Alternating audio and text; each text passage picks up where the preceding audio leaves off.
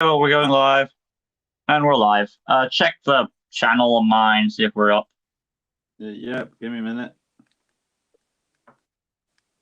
Best turn the volume down so we don't get backfire. It's on. Is it working? Give me a minute. It is working. We're live. Yeah. You hear yourself? Yeah, the first thing I say is that we just turn the volume down. Okay then. Hey guys, welcome to collaboration video. I'm not sure what number we're on of collaborations, but this is the next one on our. Okay, first, thank you, Adam.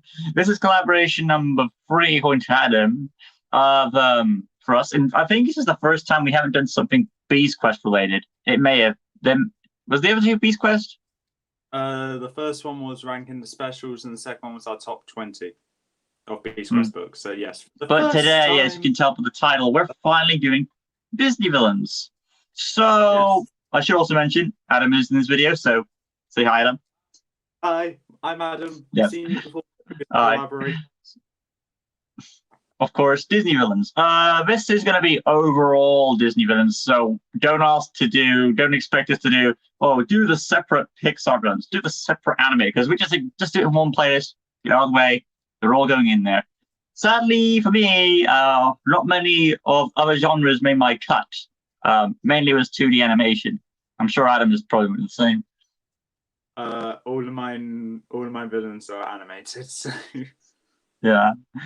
But yeah, so the way this will be working is what we're gonna be doing, I'm assuming Adam's doing the same, is that we're gonna be showing our images of the villain, and then we'll talk out through. Hopefully we'll get a joint spot. Adam has honorable mentions, I do not, so he's gonna have to go first for a few spots solo. I think 2 maybe. I could be wrong, correct me if I'm wrong, Adam.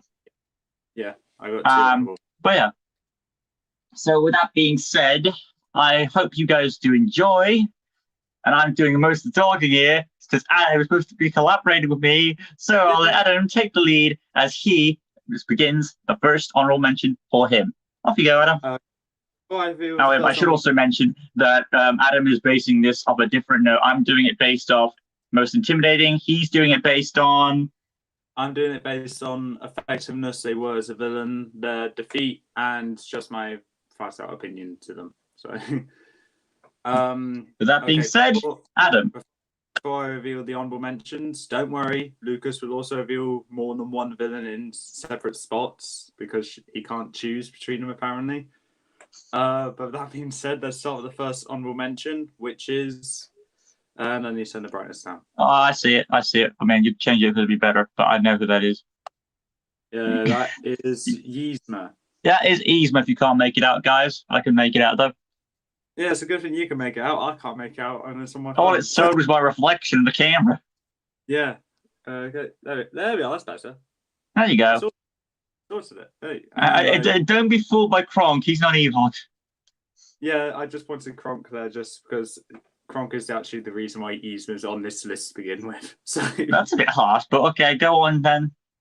Well, first things first. Yzma took control of the Emperor's palace, temple thing. Empire.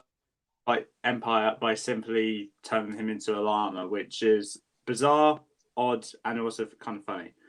And then there's a whole bunch of a slapstick chase kind of thing going along where he's trying to get the llama before the llama gets back and defeats. It's a strange film, The Emperor's New Groove, but it's still a great one. The defeat, well, who doesn't like an adorable little kitty cat? So there's not really much to say about Yzma. Like I said, reason why he's here, Kronk. As for intimidation factor, what would you say is the most intimidating thing for Yzma? Her look. I would say it's that one moment where Kronk walks into the tent. I'm not going to say anymore. Oh god. Okay, and I do have a second honorable mention because Lucas has 2 tied spots, so I need to say this honorable mention as well. Oh, that was loud. And here we are. Cruella de Vil. Yeah, Cruella de Vil. Now this one was going to be on my top 10 list, but I remembered another villain which I liked more than Cruella. No. Oh, really? Uh, you're gonna hate me for that one, by the way. But Corella just flat out rather simplistic, but in a good way of simplistic, which is why she's on this list to begin with. The defeat, simple car collision with her henchmen Jasper and Horace, but they are not the best bounty hunters around. And effectiveness, she was probably one of the few which weren't very close to achieving her goal.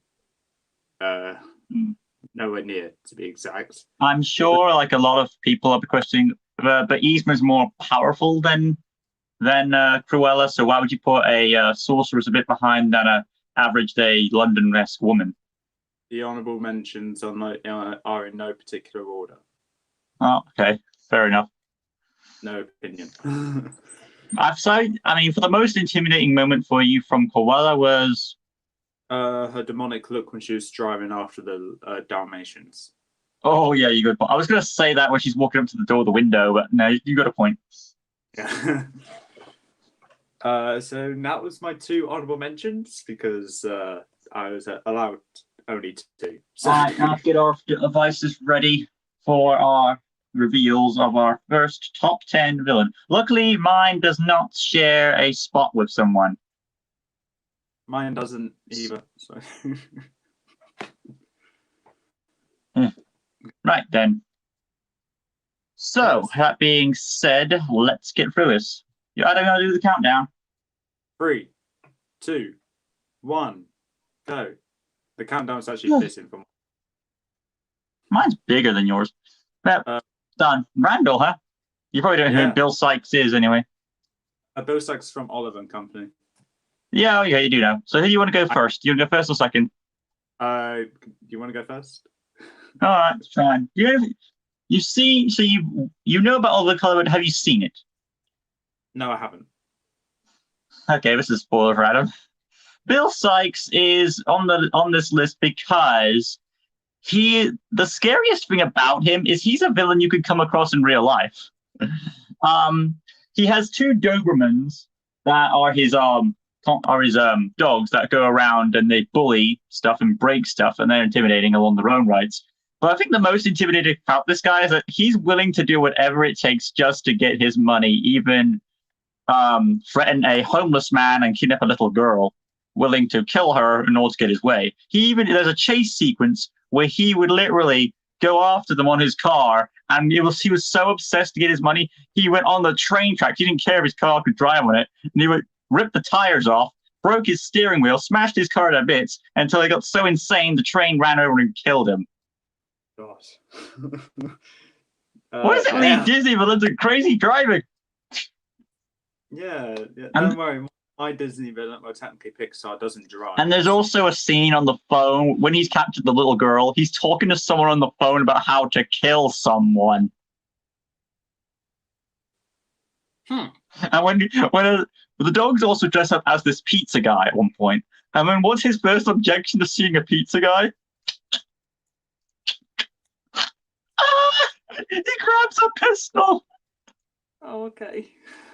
But you can see why Sykes is on this list if he's a realistic villain.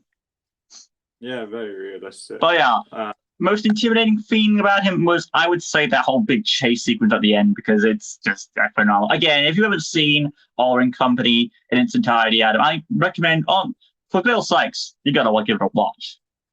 And since you're also a dog person, so there's that too.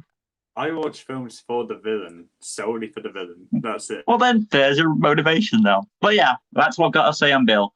I would have put him. You're probably wondering why he's this low, but when you think about it, he is at the end of the day an average human being. So, if it helps, I wasn't wondering why he was this low because I don't know much about him. Right then, Randall. Yeah, Randall. What to say about him? First of all, the countdown to reveal Randall was actually very fitting because there's a countdown before the scarers go and scare, but that's besides the point. I mean, his whole plan with the inclusion of Mr. Waternoose was to kidnap children from the real world just to extract their screams to keep the factory in business and the town or city that they're in running on electricity. Problem is, though, that is very, very wrong. And Randall actually looks like a character I saw in my nightmares when I was a kid. Okay, now we know who your monster is. Yeah. I think also another reason why I had to have him on this list is for his ability to go invisible and all that. Well, it's not really invisible, it's more of a chameleon. Yeah, that is what he's based off. Yeah, but for some reason when I was a kid I always thought Randall was a girl. So What? Color stereotypes, that's me. Because he's purple, he has to be a woman. Yeah. I think his defeat, it was fitting for what movie he was in. Well, what movies he was in. And it was a good link back to A Bug's Life with the whole Pizza Planet trailer, vehicle, the trailer, and of course the bug zapper that killed a bug. It was a good callback to the other Pixar films, which what Pixar is known for. And like I said, he was very effective. He was kind of close compared to other villains, which I have to mention. But the reason why he's held back is because he did it with the permission of Waternoose, which is the main villain behind that whole plan. You think Waternoose was the main villain? I prefer Randall, but Waternoose. I think that's the thing that people can ask. Why was Waternoose not on your spot instead of Randall? Why was he chosen? Well, because Randall, because this is partially my opinion, I prefer Randall more than Waternoose. Simple as. Same. I do like the chase scene between Waternoose and Sully, though. So that was something. But then again, there's a chase scene in the actual door. Fair enough. Fair enough. What would you say is the most intimidating part about Randall for you when it came to that movie? I think it just has to be. This might be a bit bland, and I may be forgetting something, but it just has to be his stare. Is there any particular point we're talking about? Right before Boo's about to get a scream extracted, or when he's just lurking around stalking someone, or maybe that interrogation scene with Mike. Oh, okay. There's a bunch of moments, really. I do like that scene about the whole clock thing. Yeah, that because Mike is just stupid. Even I could have worked it out. God bless Mike. But yeah, pretty good. I understand why you put him on here. Right, so we're on number 9. This is where I get to my shared spot now. Just so you know, you're not going to understand why this one's here. So for this one, since it's a shared spot, I kind of have to show two images at once. So I've got to quickly type in one villain, unless I get another tab out to show the other villain. Okay, have fun. Bear with me. As of this moment, who talked first last time? You did. All right, you go first because I need to type in 2 villains anyway, and then get to tab out. So I'll show you your villain real quick, and I'll look. 3, 2, 1. Have some candy. Well, luckily it's not the same, so you're fine. Go on, I'm listening. I'm just typing here. I'll be surprised you had King Candy on your list. So King Candy. Obviously, like pretty much everyone, he's not the best villain, and not everyone likes him. The reason why he's on my list, though, is because of the actions he's done. Technically, he has won with his plan to rule over a video game and just stay recognizable to an extent, but still seem like he matters after the stunt he pulled back when he was first introduced. Took over Sugar Rush as the king. Took over Rush as the king, and made the real rule of the game non-needed. His defeat was also quite fitting, as he was part bug, and as we know with some of the other battle videos I do, bugs are attracted to light. Unfortunately, though, this one killed him. Yeah. Oh yeah, he King was a Candy. very as for the most intimidating scene for him, I want to say it's when his cyborg form is revealed. No, I take that back. It might have been when his turbo form was revealed. Because here's the thing: when you say King Candy is the villain, it's more of, well, Turbo is the villain. It's more of King Candy as a disguise. Yeah, I did put King Candy / Turbo here, but I couldn't find a picture of King Candy and Turbo You got a together. comment. Insert name here says Lucas. Will you ever let a more experienced writer judge your fiction? I'm not sure what you mean by that comment. I mean, if you mean someone judging it, yeah, an experienced writer judge my fiction. I mean, that would be something, but I've got no problems with him judging it. Yeah. All right, now to reveal mine. All right, which villain do you want me to reveal first? Obviously, Sean Yu is in this spot, so I'm going to reveal him already. Yeah, how about Wait the one one second. I know? Nah, that's, yeah, so Sean Yu's right there. Look, I can do this. Yep, so Sean Yu comes at number 9, with the number 9 spot, and who does he share it with? He shares it with this intimidating person. Yeah, that one. So, Sean Yu or Sabor, who shall I start with? Let's start with Shan Yu. Shan Yu. Yeah. Do Malekith? Oh gosh, is this going to be a bit of a custom chat now? Great. Oh boy. Every time. All right, so Shan Yu easily is very intimidating. The thing that is the most intimidating about him, that nothing phases him. Even at the end when he discovers Mulan is a woman, I do appreciate he's the only male who doesn't really care and just still sees her as a threat, as an equal, and just goes for it. He's most determined to destroy her.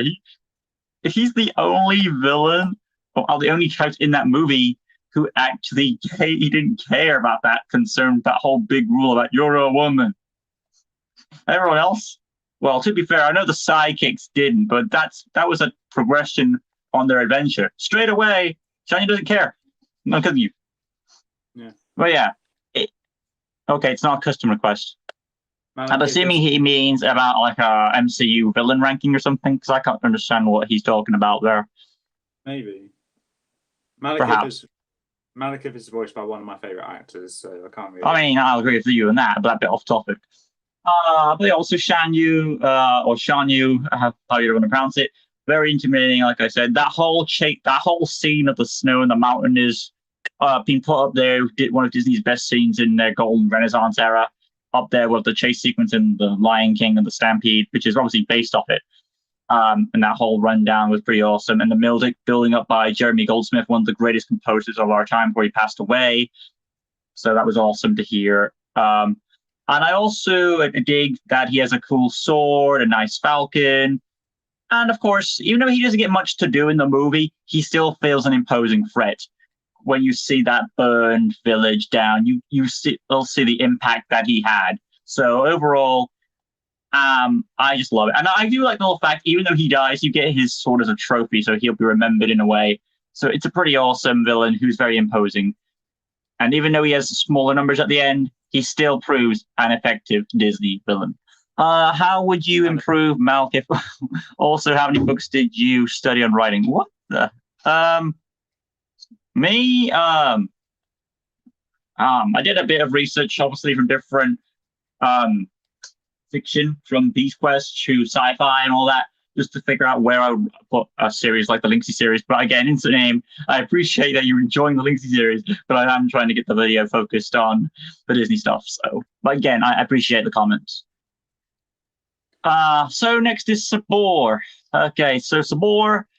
Okay, my phone's about to go on 3%, so I'm putting it on charge right now. So Sabor, where did I put my charge? My best hurry. Oh, it's right there. This is just a great day for me. I'm working here.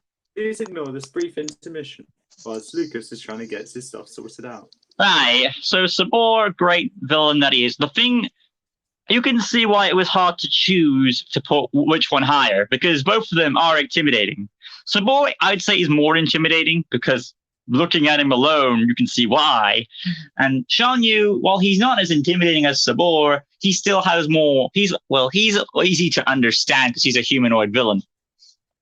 You know what I mean? Yeah. Yes. You can actually understand. Obviously, Sabor being a very powerful. I think Sabor was a better villain than Clayton because of how primal and vicious he was. Again, he's another one of those more realistic type of Disney villains because, well, realistically, jaguars I think he's supposed to be a leopard. I think he's a leopard, pretty sure.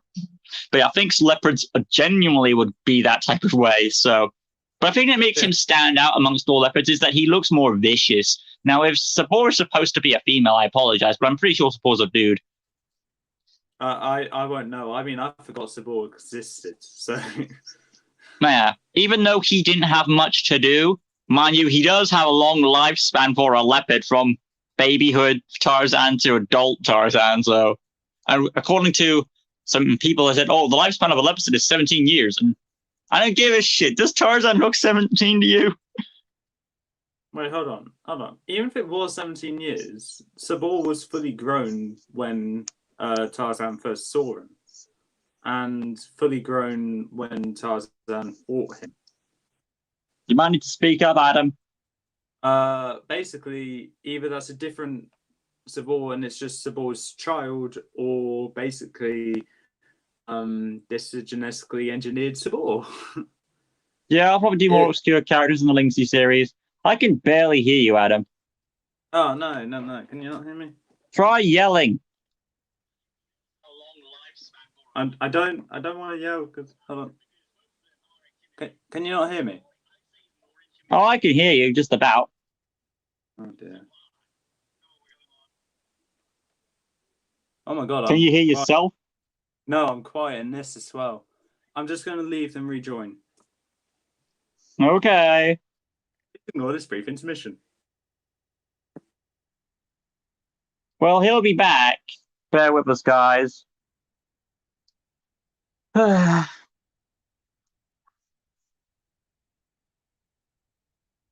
is a rain. There is a bit of rain where I'm at right now, ladies and gentlemen. So if you can hear anything in the background, that's what that is. Huh. Now we just gotta wait for Adam to return and it'll be fine. Do.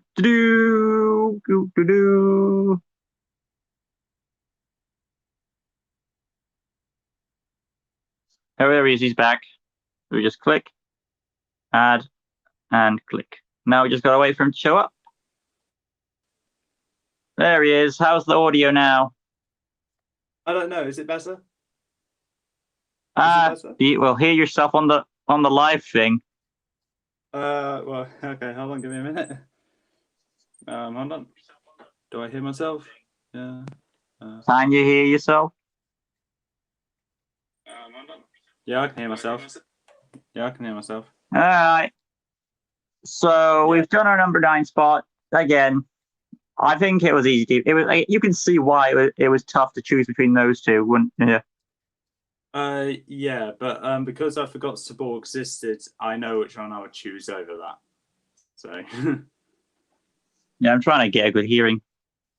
I forgot that Sabor existed, so I would choose Shan Yu over that though. So.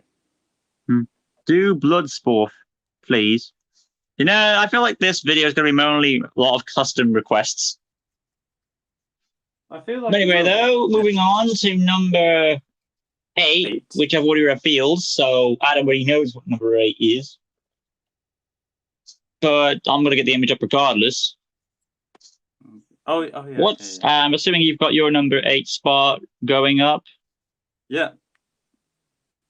3, 2. I ain't got 1. My shot up yet, Adam. Your own time, love. Ugh.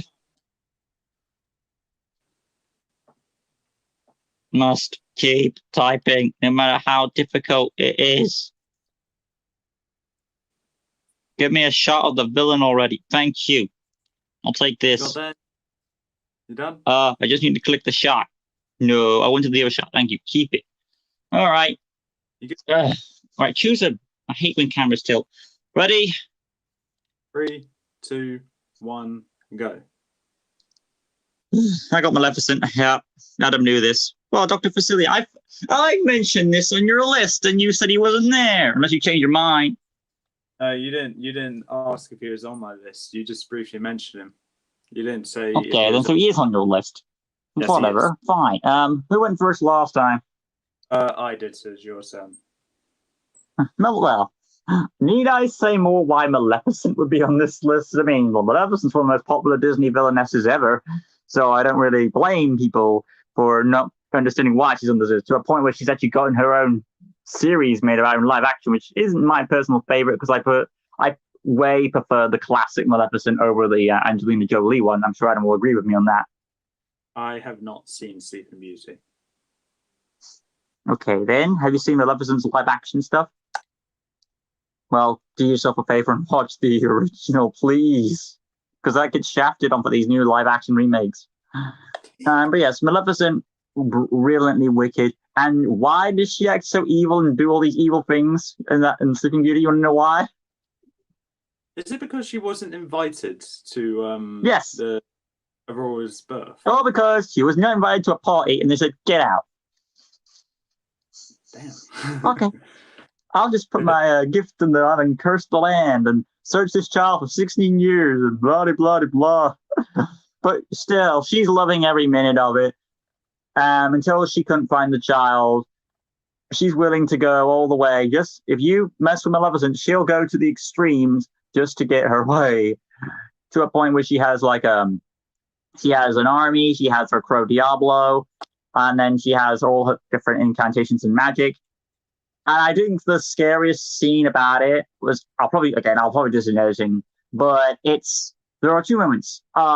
It's like when she's like Prince Philip is going to see Aurora, which is the real princess's name, but he doesn't know that's the princess, so she's called Briar Rose. So he goes to see her, and he knocks on the door, and you hear Maleficent like, "Come in."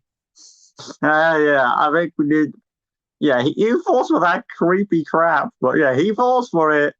And then the next intimidating scene for you is not the dragon scene. I know, I love the dragon scene regardless. It's awesome.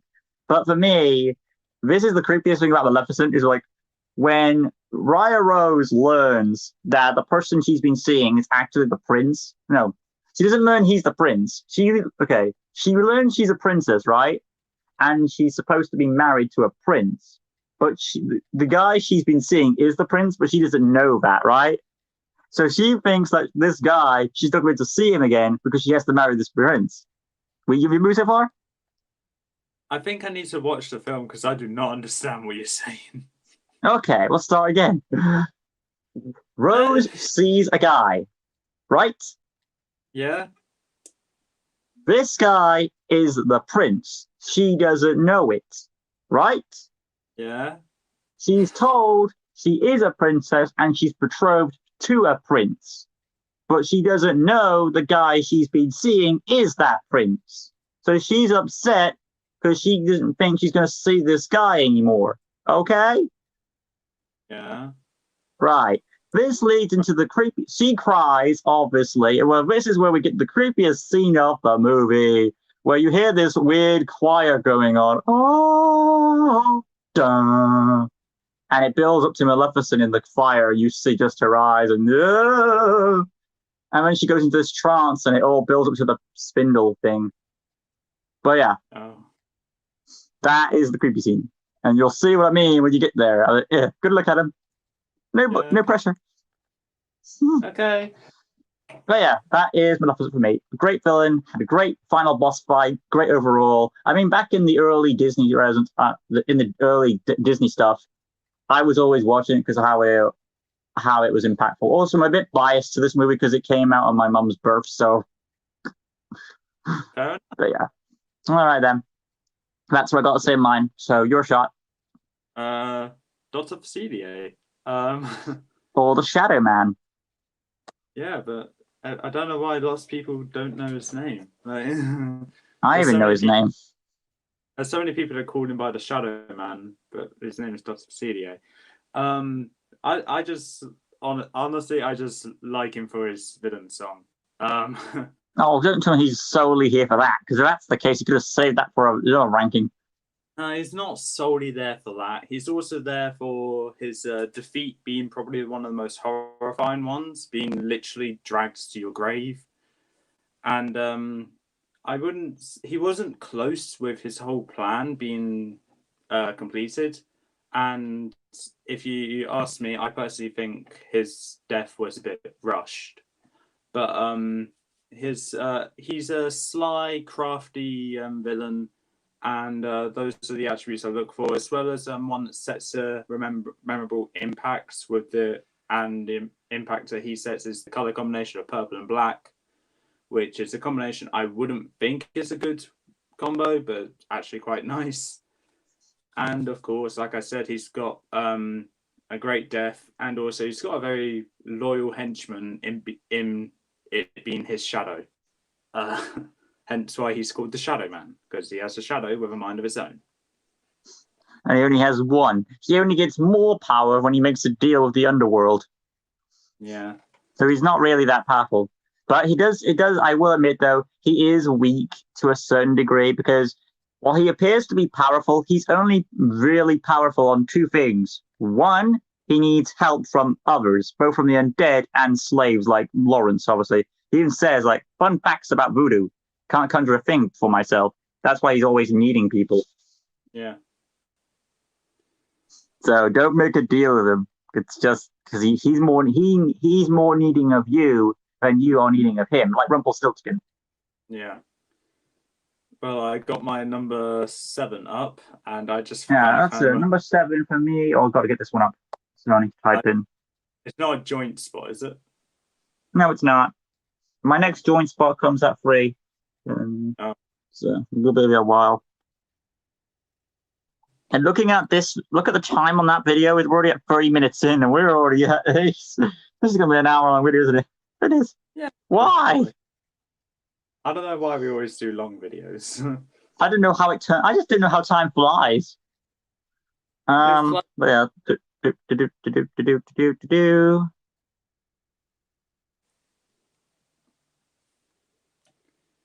I guess in the image. Where is he at? I need his image. Okay, I'm gonna go with. Oh god, he has so many intimidating shots, so I don't know which to choose from. I'll go with this one. Oh, there's the shot I was looking for. Go back. There it is. I'll go with that. All right, I'm ready. Okay, well, I'm ready as well. So in 3, 2, 1, number 7 is. For me, it's Hades, and for your one, I do not know that one. This is the Shadow Blot, a monster villain created by a Disney character. I'm guessing that Disney character is Maleficent.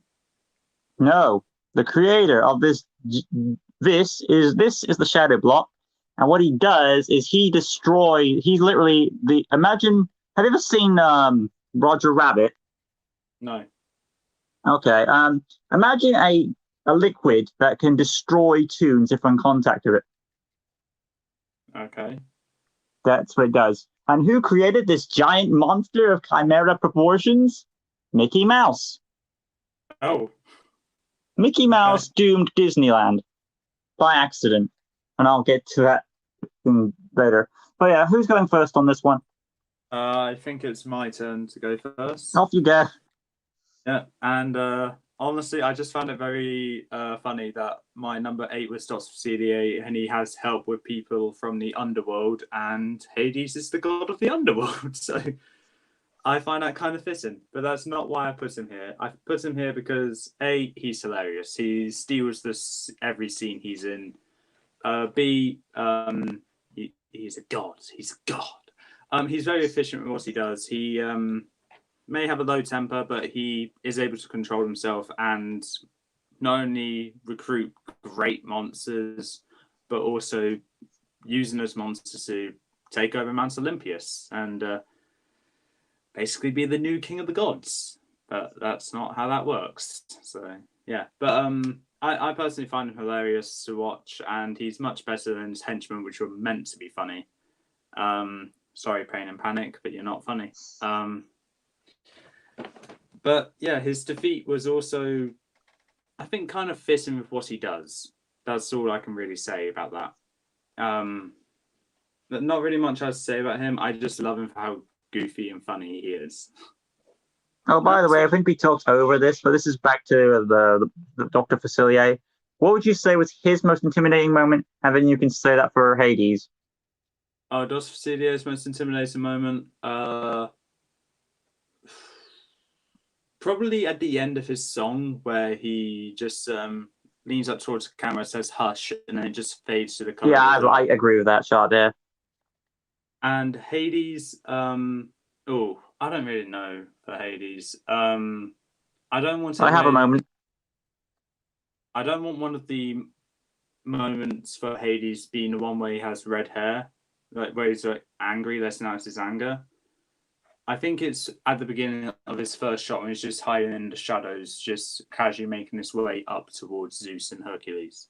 Oh, for me, the intimidation factor is where it's my favorite part of the game: sudden death. I mean, that's intimidating. Yeah, because like he's not joking around. He seriously wants him dead. That's when Hades actually acting serious. Yeah, there's also another scene with Hades in, which isn't for intimidation purposes alone, but it does kind of break the fourth wall by when he just says, "The Trojans, hey, they're best on the wrong horse." That is a good link to some history facts there, which I find kind of funny. So. Oh, there is another intimidating scene with him. It's where after like he's got no weaknesses, and then she turns around like there's that big creepy smile, like I think he does. Oh god. Okay, good work for you, Hades. It's not you don't need to be a scientist to figure that out. Hi, Adam. Hi, Alex. Hi, Jack. Hello. Okay, pretty good so far. But yeah, now on to the Shadow Blood. Adam has never played Epic Mickey, but I think he may want to now. It's on Wii, if you're wondering. Oh wow! I have the console, so. Because the reason why I got Epic Mickey is because it's the first game where they turn Epic Mickey into an intimidating badass character where he's got this epic pose and he's melting away and he's fighting this slime monster and it's like, ooh, edgy and creepy and stuff. So, but yeah, so the Shadow Block came to existence when Mickey was messing around with the sorcerer's stuff, like in the Fantasia stuff. The sorcerer, which is called Yensid, the guy who made the magic brooms and that short, you know what I mean? You ever seen Fantasia with that broom song? Dun, da, da, da, da, da, da. Oh, come on. No. Okay, there's a sorcerer. Mickey works for him as a slave. Long story. Mickey messes with his stuff. He's making magic paints. One that creates, one that destroys. Mickey messes with it and creates the Shadow Block, a monster that can destroy tombs. It goes into the Disney world and drags Mickey in, and Mickey comes across all these Disney characters along the way, and he finds the paintbrush, and he has to either turn the Shadow Block that he created to good or destroy it. And it's revealed that the Shadow Block has different forms. So the one you've seen throughout the game isn't really the main one. It's actually a form that looks kind of like this. This is the form of Shadow Block that chases Mickey throughout the game, and it's revealed that that's not his true form, which actually looks like Oogie Boogie in a way. Yeah, I was about to say, look, Boogie. But yeah, so he takes that form, but it's revealed that that's not his actual form. His real form is massive in size, and it's actually trapped in a bottle until it's in the end of this big boss fight where you beat that form of the Shadow Block. The massive form is revealed, and it's even 10 times more powerful. And it has like the heart of Disney inside it, which I think was either part of Mickey or Walt Disney himself and stuff. So it's really crazy and effed up. There was a sequel to that game, but now sadly the studio closed down. But they left off with an iconic and memorable Disney villain to all Disney. I mean, like if you would say the Disney villain who's like the destroyer of all Disney, that would be the Shadow Block. So there we go. Iggy says hi. You saw you're making a villain list. How about Bowler Hat Man from Meet the Robinsons? Anything you want to say on that, Adam? He's not on my list, I'm sad to say. I know who you're talking about, but I haven't seen Meet the Robinsons. And by the way, even if we did that movie, I wouldn't put him on the list. And not because I wouldn't put him on the list because I don't want to spoil the movie for Adam. But Adam, I'm sure I understand Iggy knows why I wouldn't put him specifically on the list, but another character in that movie. And I know. if Adam watches the movie, he'll know what I mean. I know. So yeah. I know Meet the Robinsons had a good plot twist, which unfortunately I know. So Okay then. I'll explain what that plot twist is to you later. But to I mean, I already know what the plot twist is because there's actually 2 plot twists in that movie. Well, I'll let you know which one I know. To respond to Jack Griffith's question, what is both of your favorite Disney movies? For me, oh great, making me think now. I don't know. I like a lot of them, but I'm probably going to say it's a movie from the Renaissance. Okay, he spoiled the twist. Talk about the what? You don't know? No. Okay, since Iggy already spoiled it, the bowler hat is manipulated by his hat because his hat is a robot. I knew about the other one. And which was? The main character was taken to the future by his son.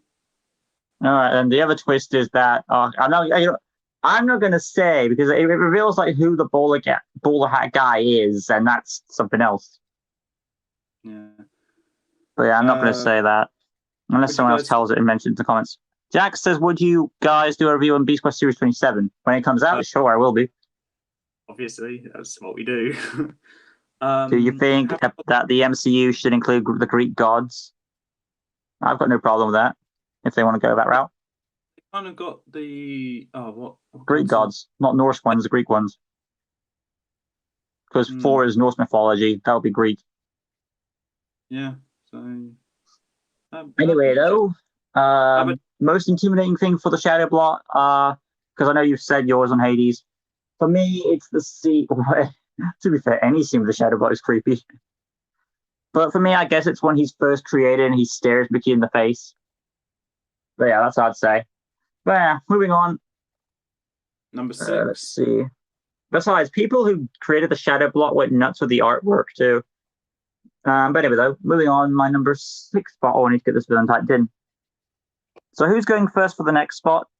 Iggy says, do Murky Tyson finish in for best villain of all time?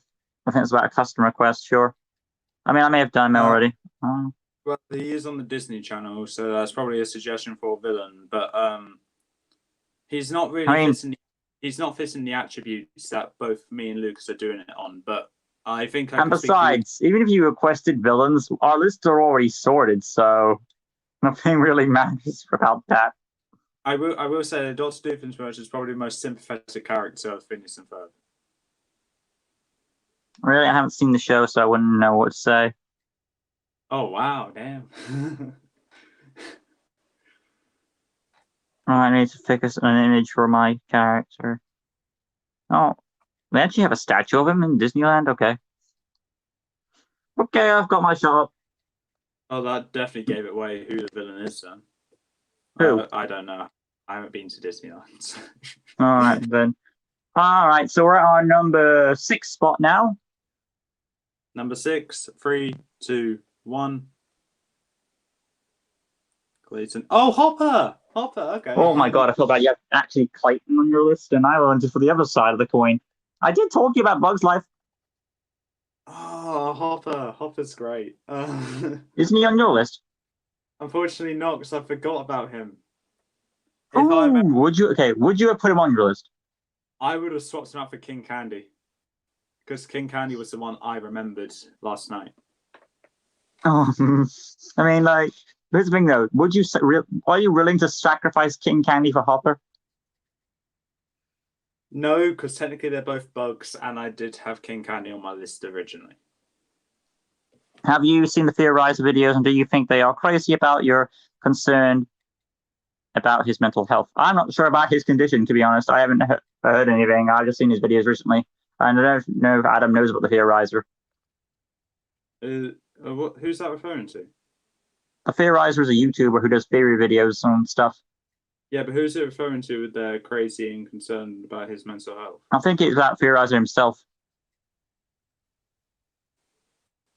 Right. No, I haven't seen the Theorizer. So. All right then. So who's going first on this one? You are, I think. Yeah, because I did. Haha, what do I need to say about Hopper that hasn't already been said? How did you two meet? Adam saw me on YouTube and he liked me. Beast Quest. There we go.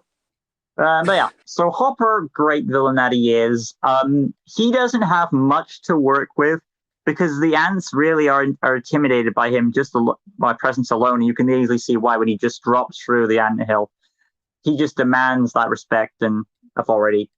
And he uses fear intimidation as a weapon. And he's very impactful on the others. Like, even though just him alone seems that intimidating that this whole colony is scared to do anything. And it's like David Tennant in a way, where his voice is his weapon, and that turns everyone around. And that's what makes him stand out, because not many villains use their voice as their weapon as effectively as Tennant does.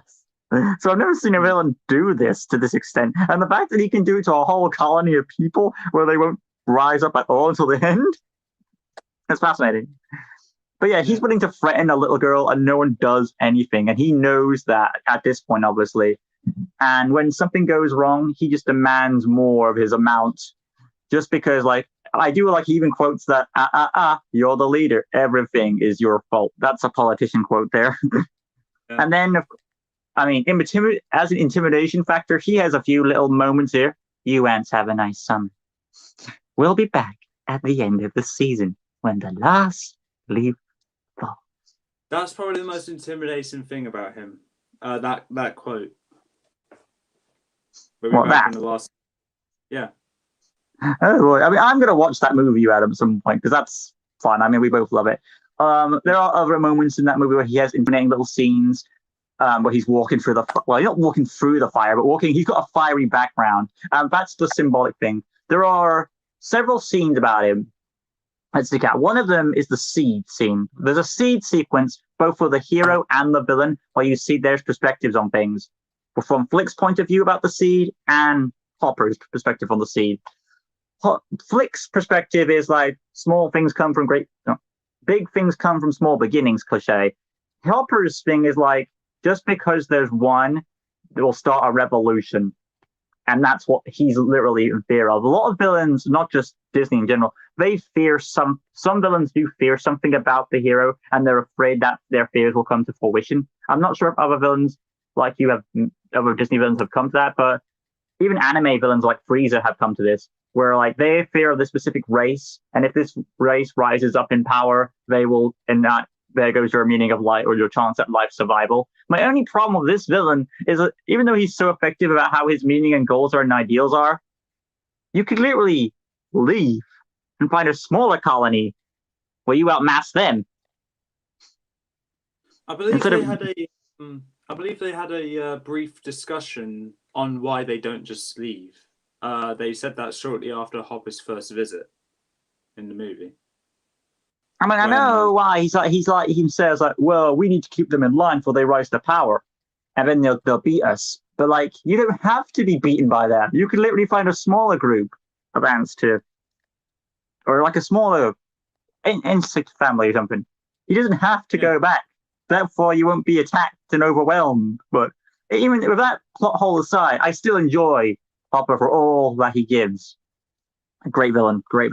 Most intimidating factor, I've already gone over a bunch of quotes, and apparently I had a comic or like a little book back in the day where it says how he lost his eye from a bird eye attack, and that's how he got that detail. So I appreciate that. Yeah, it kind of goes around in the full circle when you see how he dies. It does. And another intimidating factor is where he smells Ada with the antennas. That's creepy too. But yeah. Lucas, do you have any video games that are good, that are bad, but it's a special bad, and which those bad games especially? A game that I don't like playing, but I enjoy it. It's this one game involving giant monsters, and I'm not really good at beat 'em ups. But yeah, that's what I got to say about Hopper. Which is funny because there was literally a grasshopper in our house one time, and my sister was scared about it. That was recent. It's gonna take our food. Anyway, your shot. Clayton. I mean, I love Clayton, but I like Sabor more. I mean, you can see why. Yeah, I see It why. was tough. It was tough. I found it really ironic that you had Sabor, but then I had Clayton. But I get why you had Sabor because he's clearly more intimidating than Clayton. I mean, the only thing that's rememberable with Clayton, I mean, I like his death. At the same Yeah, time, though, it, yeah. don't, he's As to still, on the topic, yeah. I mean, I'll say my piece about Clayton after you said yours. Go ahead. as we're on the topic of his death, that is probably the most intimidating factor about him because it's a very dark death. If It you ask is. me, it's the darkest of all of the Disney villain deaths. And unfortunately, Watch Mojo would agree with me if the Little Mermaid didn't exist. But I haven't seen the Little Mermaid, so I can't agree with that. But Clayton, even though he's just like a generic British hunter being hired to protect the British folk, Similar to Gaston. Mind you, Gaston was German, but whatever. no one's great like Gaston. No one shoots like Gaston. All right, we're supposed to be talking about Clayton here, so Yeah. No one shoots like Clayton. No one gets hung like Clayton. No one falls to their death and gets killed by Clayton. is that all you got to say? Pretty much, yeah. I like that Okay. he did. Like that he was able to get the majority of the crew of the ship on his side to basically poach and take the apes away from their natural habitat. And it shows that even though he was originally by himself, he has the persuasive capability, which we didn't see, to get people on his side. And I mean, to be fair though, you saw that plot twist coming. Yeah, because who doesn't? Because it's literally the stereotype of the mustache twirling villain. The thing is though, that's what everyone's bullshit about him. Is like that's everyone's problem with Clayton is that he's so obviously the bad guy. It makes them like, why isn't it obvious for Jane and her dad? Because well, Jane's dad is an idiot, and Jane is just love struck. My thing is, even though the thing to me is my defense for this is that I think for the writers it's supposed to be that it's supposed to be played as a joke, and people don't see that, and it's like we're supposed to smile with the villain, so I think it's supposed to be intentional that it's obvious it's a twist. You know what I mean? I do like that. During one of the montages, I can't remember what the song was called. I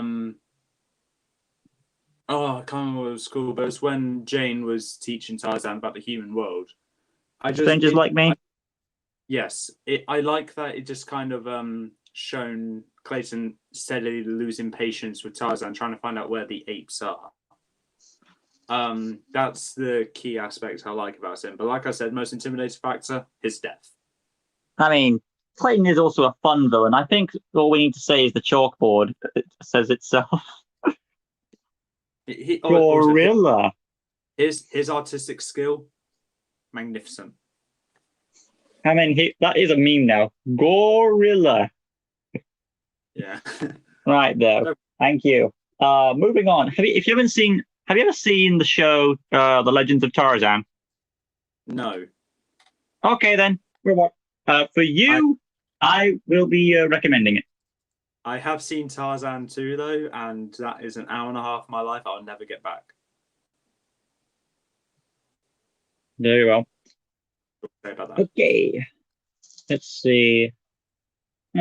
He's up next. I need to get my notes, which is funny because whatever. Okay. Number five. There's going to be an eye roll here. Not like it's an eye roll like it's the same spot, which is I don't think it is. But for me, there's a bit of an eye roll because both of these. I'll let the scene take it for itself. Jack Griffin says, which one of you two is the best at video games? And to respond to that, it just depends which video game. Yes, it is. If it's action related. You, probably. If it's competitive, probably Adam. Yeah, probably me. And also another question, Jack Griffin. Adam, I thought you did not like monkeys because of claw. Well, there's a bit controversial here. You're right, I do not like monkey-related beasts. However, Durog and Akort are mainly the good ones. But I don't have a vendetta against monkeys just because of one beast. Because, well, yeah. Well, the reason why I do like monkeys is because I went to a zoo once with my sister and it flew poo at my sister. I found that kind of funny. So, but yeah, I don't have a problem with monkeys. It's not my favorite animal. I prefer peacocks. All right, ready for the next one? Yeah, number 5. I'm just give a shot in range. 1 second. When you're ready, 3, 2, 1. you can just twill. The Poacher McLeach. You got Sean Yu for yours. Yeah. Is that yeah. Rescuers Down Under? Huh? Is that Rescuers Down Under? Yeah, Rescuers Down Under had a Poacher too. That's why I say it's an eye roll. But yeah, well, so this is another thing you don't know the shit about. I don't. So who's going first? That would be me this time. Oh God, go for it. Sean Yu, what has been said about him that's not already been said? More comments, by the way, Adam. Yeah. Okay, let's check the comments. And snakes. Okay. First of all, as in you like snakes. Yeah, I love snakes. I like them, but peacocks #1 still. Sean Yu. Well, to start us along. First of all, he has an army. For a short period of time. For a short period of time. Sean Yu, I have an army. Mulan, I have an avalanche. But yeah, he, as Lucas said, he is incredibly intimidating. The only reason why he was tied with Sabor is because I'm assuming because Sean Yu is human and Sabor is a leopard or genetically modified leopard, whichever one comes first. But I just love every line of dialogue he gives. Even now, this is the most intimidating fact about him, and I'm sure Lucas can agree with me here. How many messages does it take to deliver a message? One. That is honestly my favorite line from the entirety of that movie, and the best dialogue from nearly every villain. And I'm glad Sean Yu said that because it shows that he's not afraid to kill people if it just to deliver a message. Just show, yeah, I'm being serious about it. Do this or you're dead. Simple as. And like Lucas said, he doesn't care what gender the person is. If he sees them as a threat, he would not hesitate to kill them. And another thing is, it shows that he's been shown to be rather strong, as Mulan has struggled to lift his own sword up, while Shan Yu seems to swing it around like it's a stick. So Shan Yu is quite strong. And of course, his death celebrates the Chinese New Year, let's say. There was one thing I didn't say about Shan Yu, and I wanted to say is that I like his motivation for why he's doing this in the first place, because he sees the wall as a challenge to his might. Yeah, and he conquered the wall and then proceeded to invade China. So he treats this as a game. Yeah, which is also another intimidating factor. He always takes the hard paths. No, the quickest way for the Emperor is through the mountain. Besides, the little girl wanted to be her doll. We can return it to her. Like I said, every line of dialogue. Which is a shame that the voice actor passed away in 2017. Oh, no. Rest in peace, Miguel. You were a great actor. Righto. By the way, that actor was also in Jackie Chan Adventures, but you never got to season 4, so. Who's it gone? Let's go to your villain. Let's see. I had McLeach at number 5, didn't I? Added. So obviously Adam has not seen this movie, so this is going to be a bit of a no-brainer for him. So McLeach is a poacher like Clayton. The only thing about him that's different is that instead of being like, hiding like, hey, do this and I'm going to scheme and all this. Adam, congrats on hitting over 100 subs in the archive channel. Well, thanks. Thanks. Wait, who said that? There will be a Q&A for that. I'm sure Adam will get it out at some point. Yeah, yeah. And we're already we're nearly an hour in, and we're already at 5. Okay. But yeah, so McLeach, instead of being the pompous villain, like Gaston was, he takes a little boy hostage just for the location of a rare golden eagle because he finds that he has a feather on it, and says, "That's no secret, boy. I already got the father." And he's got the other feather, and he takes the boy, and he's like, "Oh, well, my mom will call the Rangers," and then he just throws his backpack to the crocodile, so there's evidence that it's actually, I outsmarted you, and they think you're dead, so they won't know that I have you, and that's why the mice have to go and rescue him, obviously. So there's your setup there. And throughout the entire movie, he's just doing intimidating scenarios, torturing a poor boy just for location of an eagle.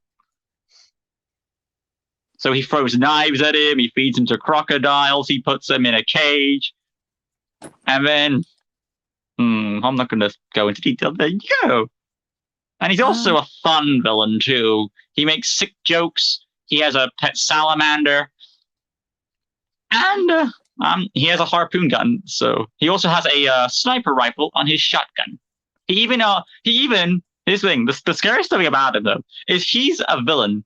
So the way they meet, the boy falls into a hole trap that he set. He goes, by the way, he has this giant tank truck, and the first shot of him is him jumping over a flipping cliff with this truck. You get to see that full shot like in Lilo and Stitch, you know what I mean? Damn. Okay, I'm intimidated right now. And we haven't even met the driver yet. Oh yeah, he gets out, and then he's like, okay, oh, it's a boy. So the way he actually helps him out the hole, here, grab my barrel of my gun. That's how he gets him out the hole. He's about to let him go until he finds the feather. So either he's honorable to a certain degree, or he was going to shoot the kid in the back. I think it shows he is human. He will save people, but most of the time he will probably. That's the thing about poachers is their issue is with animals. They would sometimes let people go until they become a threat to their plan. But yeah, McLeach, obvious, great villain. And if you're wondering, you want to know how he dies? Let that be a surprise to me. Okay, let's just say the water is not with him. Right. Okay, I'm going to guess it was crocodile. A bit of that. They turned around and ran away when they saw what was coming for him. Okay. Well, I will leave that to my that's a movie I recommend we watch at some point. I don't care about this whole bullshit about you're like, oh, I don't like watching new things. Well, you're watching The Rescuers Down Under, and if I have to drag you there. Well, to be fair, like I kind of forced myself last week, so. Oh, look, Super agrees with you. It's Hades. My favorite. Yeah. Hades. It's funny. Right then, so that's what I've got to say. McLeach, intimidating moment for the movie. Oh, good God, what would I say about that? Either where he's trying to figure out the location of the eagle was a creepy scene there, or when he's throwing knives at the kids. So there you go. Or maybe that gun lifts out scene. But yeah. Okay. Well, obviously for you, you didn't say this for Clayton, but most intimidating scene for Clayton was obviously his death, I would imagine. I did say that for Clayton. Okay, moving on. Okay, so we're on to number. Number 4. Shut out. Now this video is going to be like movie length. Wow, the length of pretty much every movie. You could watch a Disney movie at this time. I hear the line. Right. Have I got him up yet? Yeah, I got it. Yeah, I've got him up. I just need to find a good shot for him. That'll do. If we have a matching villain, that'd be great. I don't think we will. When you're ready. Just knocked my elbow against the table next to me. Hurry up with the camera stick. 3, 2, 1, go. Captain Barbosa. Syndrome. I'll get to him. Oh, so Syndrome is on your list. Got it. Well, you already knew that. Yeah, I did know that. I believe it is your turn this time. Then my turn to start. Captain Barbosa. I'm assuming you've seen Pirates of the Caribbean. No. Oh, for goodness sake. Is there anything you haven't seen? Anything I haven't seen? Star Wars, Star Trek, Lord of the Rings, The Hobbit. I can Okay, go then. on. Can you do a YTP of Lego DC Supervillains? That's something to me. We'll see. What editor software do I use? Window, Filmora, something like that. Filmora 9. Something. Yeah, I'll chat. So for Captain Barbosa is the opposite. He's pretty much the anti-Jack Sparrow. And even though you haven't heard of Jack Sparrow, you pretty much know what he's like. I know he's played by Johnny Depp. Does that count? Oh, for goodness sake. Okay, then. Point is, in the first movie, he's the villain, and he's the type of villain who is very manipulative, like a lot of other villains that became before him. It's like, so, as in, as scenes go, there's a couple. Once, the whole point of his character is that he and his crew are cursed skeleton pirates, and they're trying to lift the curse so that they're not cursed anymore. Why do they want to be rid of their immortality? Is because while cursed, they feel hunger and loss of, hunger, drink. I can't feel the touch of a woman's flesh anymore. Okay. Questionable, but okay. Also, Barbosa's acts are very, for a pirate, are good. He's willing, for example, there's this girl called Elizabeth, and she's got this medallion. Says if you don't, I demand you leave, and if you leave, I'll give you back your medallion thing. And they're like, I'll drop it in the water if you don't get it. That's your intimidation. Drop it in the water. They could literally go down and pick it up. And the worst thing is, they're undead. They can just go underwater and pick it up, regardless of drowning, because it's not really going to kill them. But she doesn't know that at this point. But regardless, any person could just go down, swim under, and pick it up. That's not really the best threat. Any point is, still stands. But she's, all right, you're coming with us now. Like, that wasn't part of our deal. He's like, that wasn't part of the negotiations. And I need to remember this specifically. He says, first of all, that wasn't part of the negotiation, so I must do nothing. Secondly, you have to be a pirate for the pirate's code, and you're not. And thirdly, the code is what you call more of guidelines than actual rules. Welcome to the Black Pearl. So that's another thing about Barbosa, is that here's another scene is where she goes free. And I'm like, basically I'm not going to explain the scene, but anyway, I am explaining the scene, but I'm not going to say the plot of the scene. But I mean, point still stands though. I know there's some comments in the chat. Bear with me, guys. But yeah, so he's like aiming a gun at the villain, and he's like, name your terms. She goes for, yeah, I already said that. So anything else? And the crew are not to be harmed. Agreed. Next thing it cuts to is him throwing the girl into the ocean, like, Barbosa, you lying idiot. You swore she'd go free. Don't impugn my honor, boy. I agreed to see go free, but you didn't specify when or where. So he's very specific. You need to be specific with your request, or he's going to drop her off in the middle of nowhere. Oh, and then there's a point in the movie where he literally tries to cure them with the curse, and he's like, how do we tell? He shoots one of his crew. And they're still alive. Like, you were going to kill me. Yeah. Then there's also a point where Jack is fighting Barbosa, and he's like, you can't beat me, Jack. He just drops his sword. And then Jack just stabs him, and he's like, he takes the sword out his chest and stabs him. But yeah, Barbosa is crazy. But he's crazy in that you can see why he's the anti-Jack. Because his reactions to Jack and all of his crew are how we would react in that situation regarding the elements of the movie. Like, imagine if we were in the movie, but with our real life scenarios reactions. You know what I mean? Well, this is probably my reaction to it already. Yeah, like, this is what you're supposed to do. That's something. And his issue is all he wants to be cured for is just to eat an apple. He literally watches, like, you'll be dining with the captain. And why? So he can watch you eat. because he wants to eat so badly. He's willing to watch people eat. And if you don't watch me eat, if you don't let me watch you eat, you get to dine with the crew, and you'll be naked. A Disney movie. Da-da-da-da-da. Great villain. Moving on. Okay. Go to the comments. Jack Griffin. Go character. Look at DC. I already got made twice. Insert name. I mean, spoiler alert, Super. Oh yeah, that's at the end one. No, yeah, there's the response. Super Legend also. The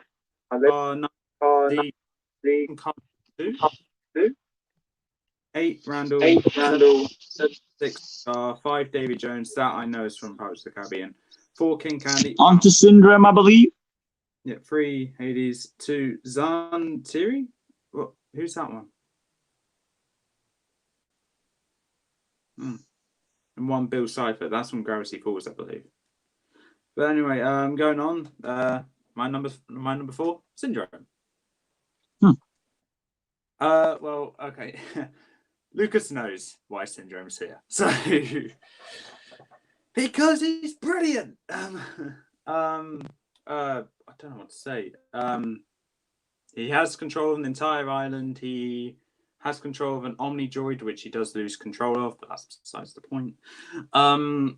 He also has this whole vendetta against Mr. Incredible because he was told to fly home, buddy. I work alone. Which kind of a bit immature to just go on a vendetta against this one superhero because he was told to go home during Bon Voyage, was it?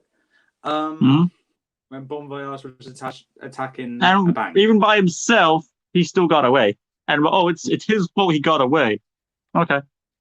Yeah, so with all that and just hating someone because of one line, that is immature, and Syndrome is basically a child trapped in a grown man's body, which is a reason why he's up here. Not to mention all of his gadgets and artifacts are all quite good, and of course, the most intimidating factor, I think you can agree with me here, is shh, the baby is sleeping. That is towards the end of the movie, and that's probably the most intimidating factor about him. Not to mention his death, a bit overkill, but symbolic. I honestly think he deserves it. And also, no capes. Don't wear capes. Well, yeah, that's all I need to say about. Moving on to number 3, which is my shared spot. I don't have a shared spot for number 3. Yay. Well, you've already given 2 honorable mentions anyway, so that's what I allowed you to. I personally think you're going to disagree with me here with who I got for number 3 here. Maybe your shared spot is one of my numbers. I highly doubt it. So I need to type in one first. Oh, we'll type in the popular one first. I don't think this number 3 is going to be even on your list. Do you think POTC? I need to put another tab as well. And images. And type. Oops, back a letter. And that needs to be. I need to put in that. Click.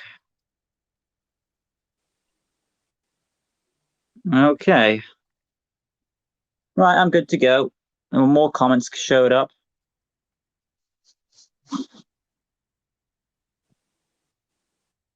Do you think Part 6 will come out? I would hope so, considering they're doing Davy Jones again. Yeah, when he died. What would you call the Luke Skywalker knockoff that appeared in the current Darth Vader comics? I would call it Duke Skywalker. Okay. Okay, chat. But yeah. So, number 3. Who's good? I'm going to reveal my popular one first and then the minor one. So, right, let's get on with this. I need to pick a shot for him. I need to pick a shot. I didn't pick a shot yet. Oh, I'll go with that. 3, 2, 1, go. Frollo. Lotso. Oh god, that's a bit of a downplay. Evil Oh, Judge no. versus the teddy bear. Judge Frodo versus Lotso. Well, Hellfire's going to win. What's your other villain? Oh yeah, the other one. He shares a spot with a lesser-known villain you don't know of, but I put them on the same spot because they're literally. Now, when I reveal this villain, this is a twist villain. So if you ever watch the movie, now you know the twist. And that's what pisses me off. I don't want to reveal the villain because if I do, when you watch the movie, like I know you're a villain now. My friend's giving it away. So you know I haven't watched the movie. Yeah, I know you haven't. And if I reveal it, just gonna say, if it's Treasure Planet and it's the guy with the robot hand, I already know that. It's not him. It's not that movie. Oh, Atlantis. It is Atlantis, and if I reveal the character, then I know it's a twist villain. But you know who he is. No, I don't know his name. But you know what he looks like. Oh yeah, definitely. No, then okay, it's fine. Rourke. But yeah, the commander is the twist villain, but big surprise.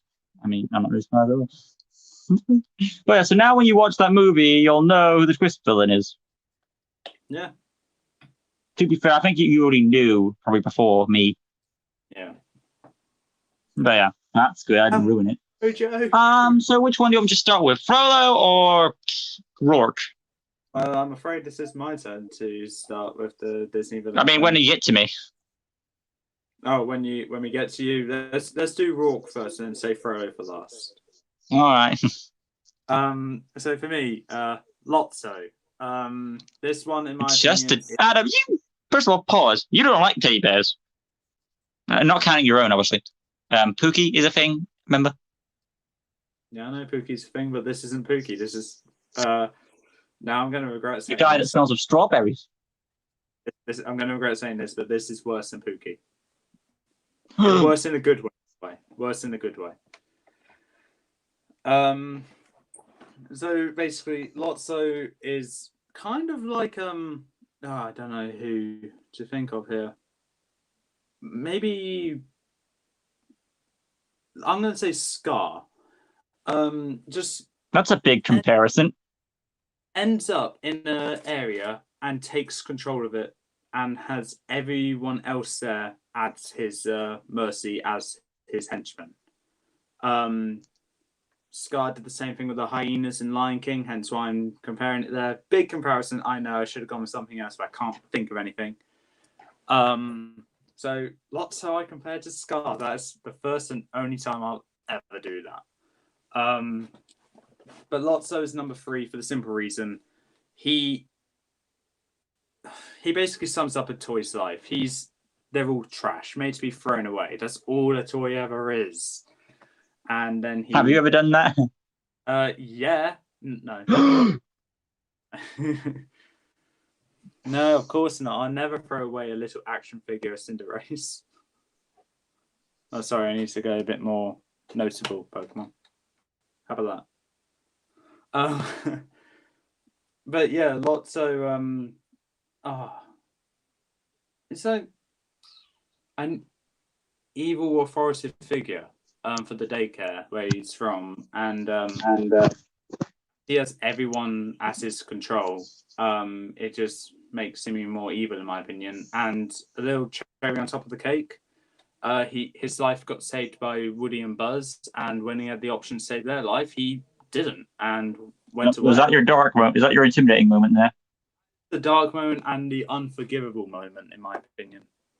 I mean, you saw that coming, though. I actually didn't. Remember this? Really? Are you that naive? This came out in 2010. I was 9 years old, and I thought, oh, the villain will turn nice at the end. It's Toy Story. Him. Where's your kid now, Sheriff? How did you feel about that?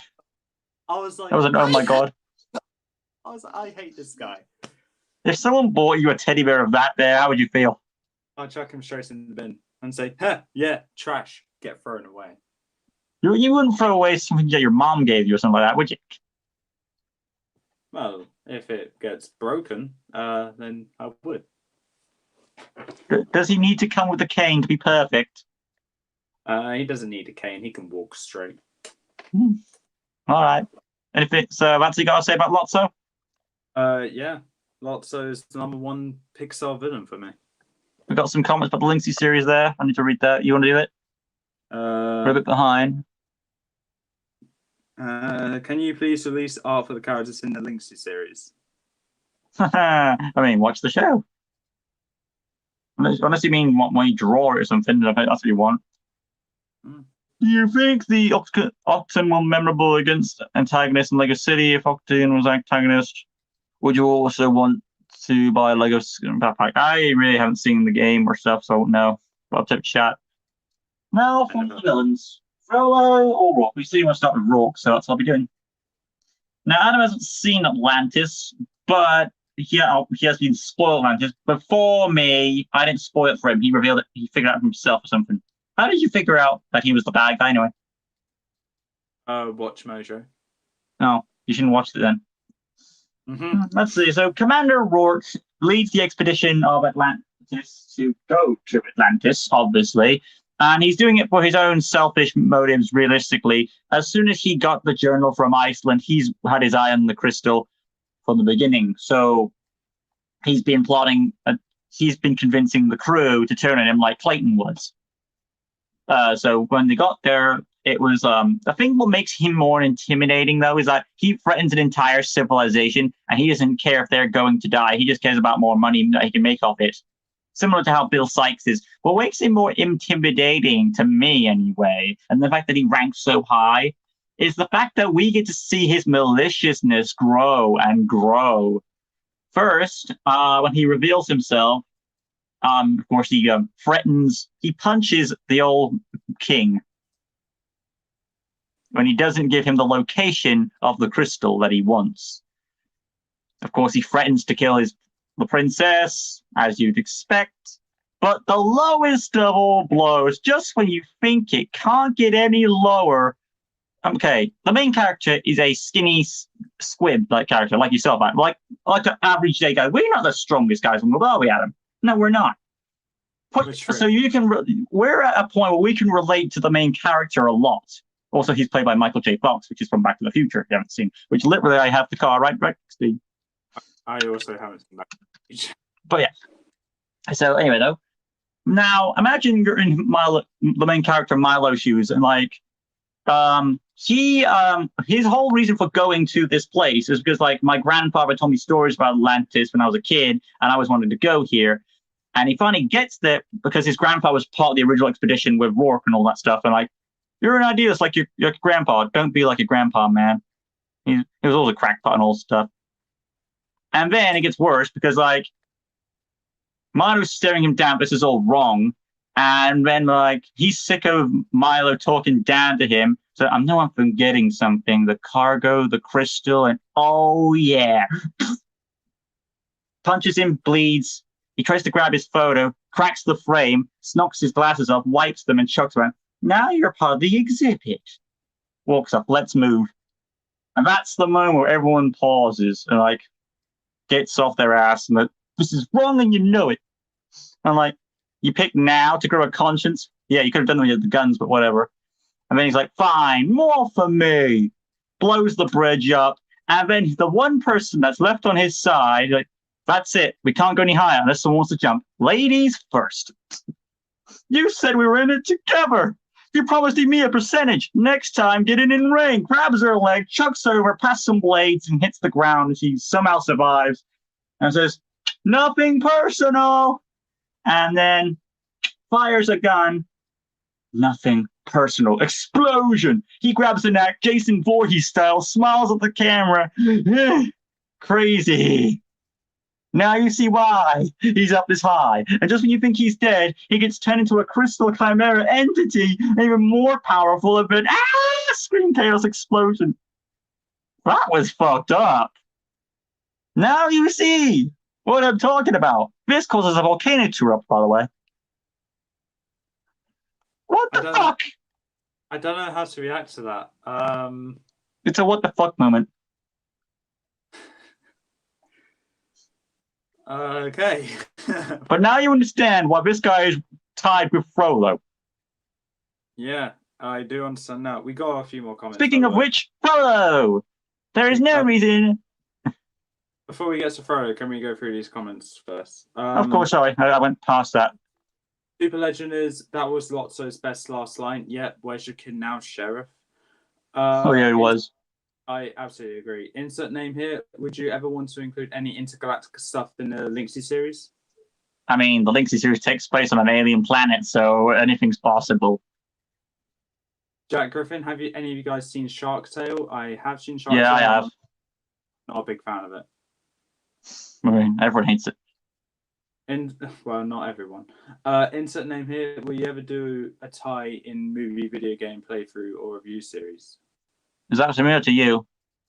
I think that's review series is for me. I think, and video game playthroughs for you. I don't know. Well, I'm working on doing Miles Morales when I get the PS5. I was going to do it in the PS4, but I had issues. He added on saying, I meant old PS2 or 3 games. Oh, okay, then I still have the PS3. PS2 I got rid of. I don't think it's possible to do walkthroughs on those ones, though. And Super Legends asks, anyone heard a Disney villain name?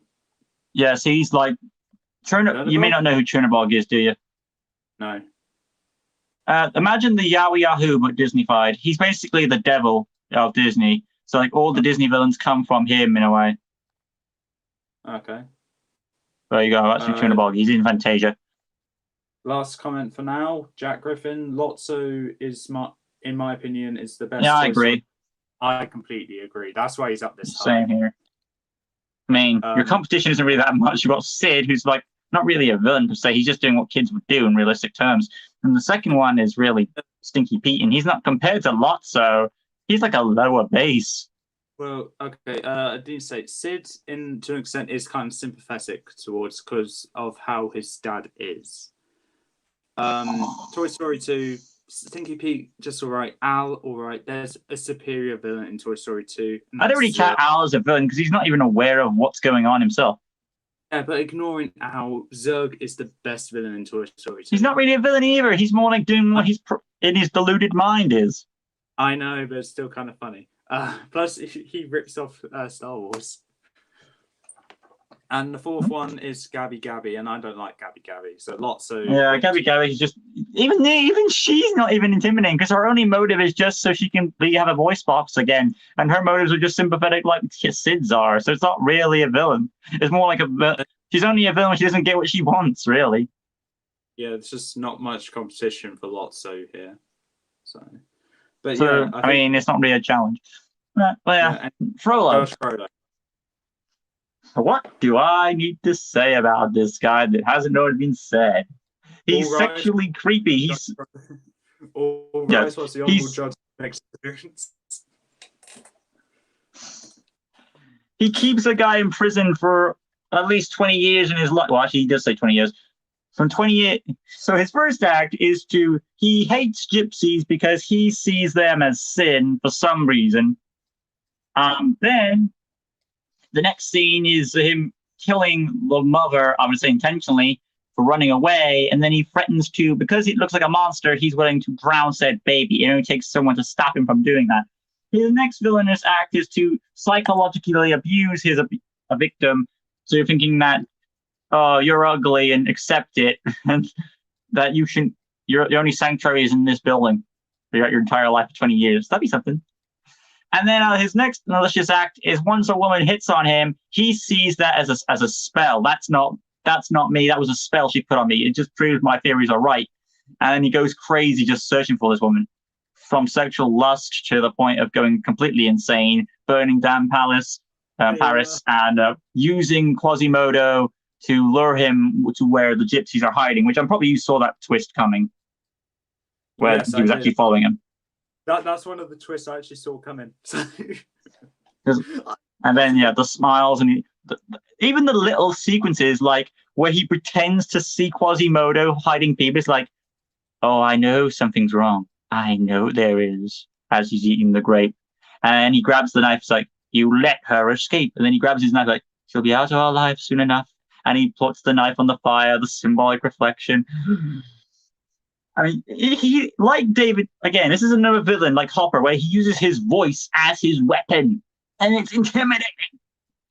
And then at the very end, like, I can save you from the flames of this world or the next. Choose me or the fire. And of course, realistic response. And then he burns in the fires of hell.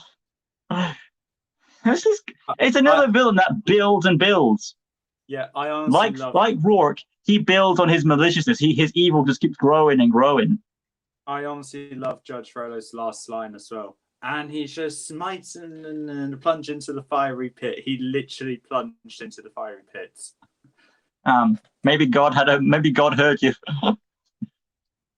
Well, God, going back to Hellfire, God did have mercy on her, just not him. Well, I mean, God has a thing for women. yeah. So that's it. Eve who ate the forbidden apple. Jack Griffin. But yeah, I know. I'm definitely positive Frollo is on your list, and we're gonna have to talk about it again. As for the most intimidating moment for Frollo, good God, for me it's the baby scene where he chucks about to chuck the baby down. But for Adam, for me everything. But if I had to pick one, or maybe the sniffing the hair. If I had to pick one, it's gonna be towards the end. Choose me or the fire. Right, at Esmeralda's execution, that's the part which really caught me. Or maybe it was the line, but when Frodo was about to put Quasimodo out of his misery by stabbing him in the back, and he turns around and literally. Yeah, literally backstab. But yeah, Frodo is villain. But I don't expect. I think there's going to be more to be said about Frollo with Adam later, so expect that. Yeah, going back to the comments now, trying to keep them up. Jack Griffin, I don't really like Toy Story 4. I responded saying, I like Toy Story 4, but Gabby isn't a great villain, but henchmen are terrifying. It's very hard. Yeah. Insert name here. Will you do ranking on other franchises next? And will you do villain ranking from Star Wars The Clone Wars? Ranking on other franchises? Yes, we will. Villain ranking from Star Wars? I haven't seen Star Wars and I don't really intend to. So Lucas might, but I won't. Jack Griffin. That is pretty obvious. Jack Griffin responding to me. Yes, they actually look like Slappy from Goosebumps. I agree. And that is weirdly the only comparison I have to them as well, because I can't think of any other ventriloquist dolls that look like that. Yep. And now we come down to the final two spots. Well, this is going to be a tough one. Adam, if you just say before it goes to the final, because once I say two, one may be obvious, you have no clue. But what do you want to say for mine? I have a good guess what your last two are, because I know one of them, and I would be very surprised if the other one isn't there. All right, then. And for you, Adam, I have no clue. So when you're ready, the countdown. Well, before we reveal the top two, I'd just like to say it's been an honor going through this journey with you. We're nearly at the end. Okay. We're already out. This is literally the length of a Disney movie, 1:30. Yeah. 3, 2, 1, go. Scar syndrome. Well, I mean, that's a comparison on its own. I knew Scar was going to be on this list because, like, it's one of the more popular choices. Syndrome, you knew was on my list. So. Yeah. So I believe you're going first this time. Yeah. Right. Syndrome. Now, why? This is probably like some ballsy comment, like, you put him above Frollo? Oh, wait, that means Frollo's your number one, isn't it? He made a good Which is funny because you put him above Frollo and Adam's put him above you. Well, Frollo's high. He's like, so for me, Syndrome is better than Frollo, but for you, Frollo is better than Syndrome. Can I point out most of these films are for nostalgia purposes, and then there's Frollo, which I only seen for the first time last week, and he shot. So you're a bit biased. He shot his way up to number one. Just that's a bit biased. I see it one man. That's it. Okay. Hellfire. Bro, what can I say? When I get to using clips in this stream thing, very things will maybe change for you, Adam. Anyway, though. Well, I know something that will be changed. My intermission, I had to leave the call with and come back. Right then, who's starting? You. Good old Syndrome. I'm Syndrome, your nemesis out of the. I'm brilliant. You talk too much. Mm-hmm. I wonder what I don't know what he was gonna say. Like your nemesis out of the next dimension or something. I don't know what he was gonna say. But anyway, I've got a comment there. Lucas is the new 2021 Suicide Squad main characters roster, and you're like, yeah, it's on my list. But yeah, Syndrome. I mean, what is there to say about Syndrome? Hasn't already been said. Syndrome is malicious on another level compared to Rourke and Frollo. He's more very deceptive in his extremes, and the fact that he's unstable because he's like Adam says, a child in a grown man's body, kind of puts him on that level. Because he has an island, he has weapons that can literally stop heroes in just with one finger point, and that's it. He can be any hero with just one point of his finger. That's all he needs. And then of course he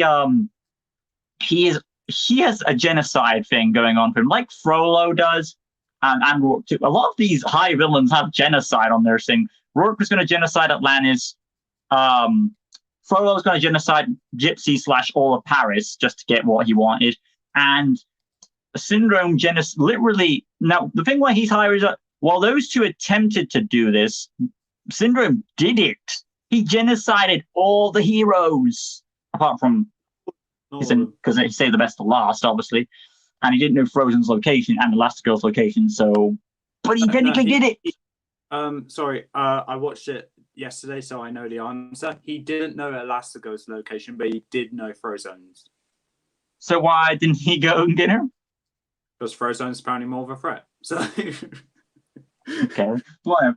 But yeah, so he's that where and he's building up the Omnidroid each level to say what he keeps building up the Omnidroid to who he thinks is the most powerful hero, his idol, which he still is in a way idolizing him, Mr. Incredible. Well, we get the Omnidroid. It takes the Omnidroid. They say it's the Omnidroid 9,000, I believe, or is it 8,000? I don't know. I think they say it's 9,000, but it makes no sense to me because the final version we get is 10,000, and there's a middle one with the orange eye. Well, at all points it makes no sense, but whatever. And even though the Omnidroid, I was very close to putting on this list, but at the end of the day, it is built by the creator, so the Omnidroid is actually more powerful than the villain himself. But at the end of the day, it was created by Syndrome, and Syndrome himself has a lot of genocide going on for him. And another creepy thing about him is that when he learns that Mr. Incredible's family or someone he cares about is on this flight, he doesn't care. Even if there's children aboard, he's just sitting there smiling. And I don't think he knew it was his family. He just knew. But he didn't really care who was on there, even if there were children on board. He was going to shoot those missiles. And then when his assistant gets captured, release me now. And I'm like, oh, that's a bit dark for you. Go ahead. And I'll do it. Show me. And he's willing to do it. There's another line. Give us Now that you bring that up, there's another line from Syndrome which is actually really intimidating to an effect. Too late. 15 years too late. Tell that to the movie. But yeah. All that being said, from genocidal behavior, just to live his childhood dream of being a hero, he's willing to destroy the entire hero race. Just out of jealousy and spite, because he didn't get a turn. And by the way, another thing that upsets Syndrome, I should mention, is the fact that Mr. Incredible called for help when his whole thing about his shtick was, I work alone. Help me, help. Lame. An awesome villain have an awesome death. Syndrome had to be a number 2. No capes. Right. I mean, you'll agree. I mean, I know you put him lower, but you could see why I put him high. Yeah, I can definitely see. I knew you were going to have him high, and I knew you weren't going to. I thought you weren't going to agree with who I had at number 3, because number 4 was Syndrome. So I thought you were going to disagree with Lotso being above Syndrome, but apparently not. Okay. Speak up a bit, Adam. Oh, God, are we having this again? Yep, we're having this again. Right, okay. Ignore this brief intermission. I'll be right back. He'll be back. He has problems with his audio again. If you can hear anything in the background, I think we're having a vacuum cleaning day again. We're almost done with this video. We're at an hour 40. Good God. Been quite a busy day, to be fair. I mean, I've had like some pop vinyls pop in here and there. I got my Freezer one though, right here. And I got Taskmaster, so I have that. Also, I have a new wall art, which I could show before Adam shows up. It is right there. It's the, let me do this right. You can see, I can do this right. There it is. Look, the Spider-Man wallpaper art. Yeah, it's not wallpaper. It's actually portrait there, but that's pretty cool. So if I just lock the camera right. Now we just gotta wait for Adam to get back. Eventually. Hopefully.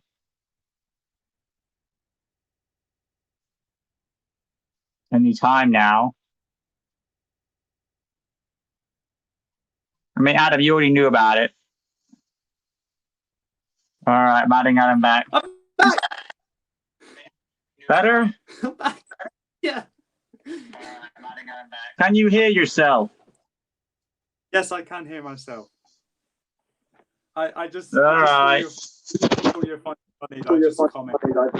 We only have. Oh, now what? What? I had a phone call. Tell me that Oh, audio no. wasn't picked up on there. It wasn't. No. Hold on. I just.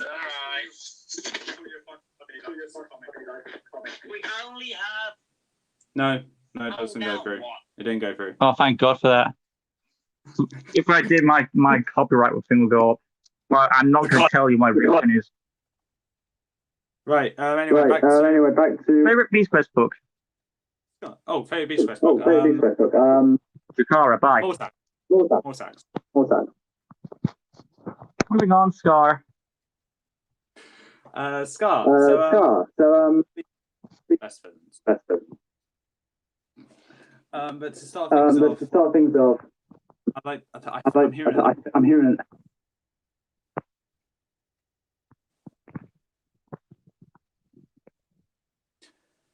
Sorry, give me a minute to compose myself. I'm just going to need to quickly leave and draw.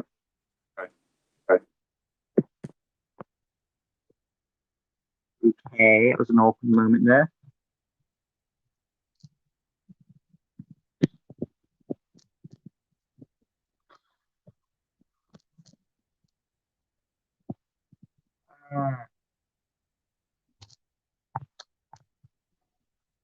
Right, guys, we're waiting on Adam again.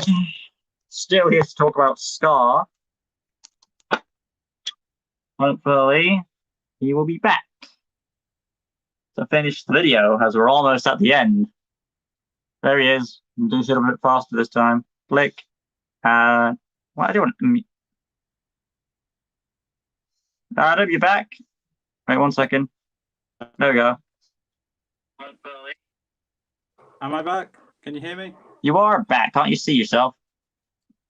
Yeah, I can see myself. I don't hear the echo anymore. And your audio is better too. Yay, we got it sorted. Non-special Beast Quest. What's your favourite? Topics. Done. Yeah, but okay, Scar finally. Let's try and get into this. Silver, bye. Right. Oh gosh, need to think. Well, first of all, let's start with the villain song for Scar. Be Prepared. Easily one of. You can't hear any background noise on my end, can you? Not a lot, no. That is the vacuum cleaner. My sister has an obsession. Okay, fair enough. Oh, good. If she hears that, she's gonna. Whatever. Anyway, she didn't hear. You didn't hear anything. Well, probably didn't. Okay. Moving on. Be Prepared is one of, if not the best Disney villain song, second only to Hellfire. But yeah, along with that, Scar was able to get on his side a bunch of hyenas. If Can you're you not wondering hear why me? I'm doing this, just so I can hear, because I'm trying to get past that vacuum. Carry on. Okay, so I'm just checking now I can hear myself in the video, which I can. What else was it? Okay, let's skip from Be Prepared, which was amazing, to Scar's death. His own henchmen turned against him because he turned against them. And even though the camera pans up right before he's about to get mauled by the hyenas, it's showed on the silhouette, kind of like Clayton's death, Oh that boy. did get attacked by the hyenas and died from them. Is everything all right over there? Hmm. Everything all right? What? Is everything all right? Yes. Yeah. Why? Just asking, because I feel like you probably didn't hear me. Oh my god. Technical difficulties here. Hopefully, when this gets edited, I can hear that audio, or else I'll have to tweak it up louder. Yeah. Okay. Oh no, I think she's coming this way. Yeah, she is. There's nothing really much else to say about Scar. Damn it. Apart. Okay. There's nothing really much else to say about. Why? Why?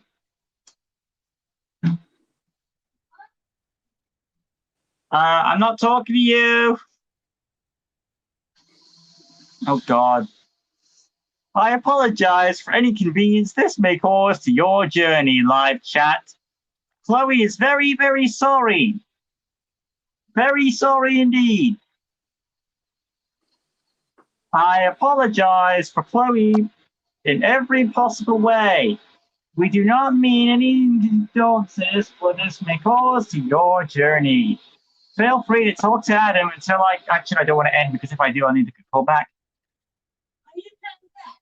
No, sis, I'm just recording. I'm sorry. I did tell you.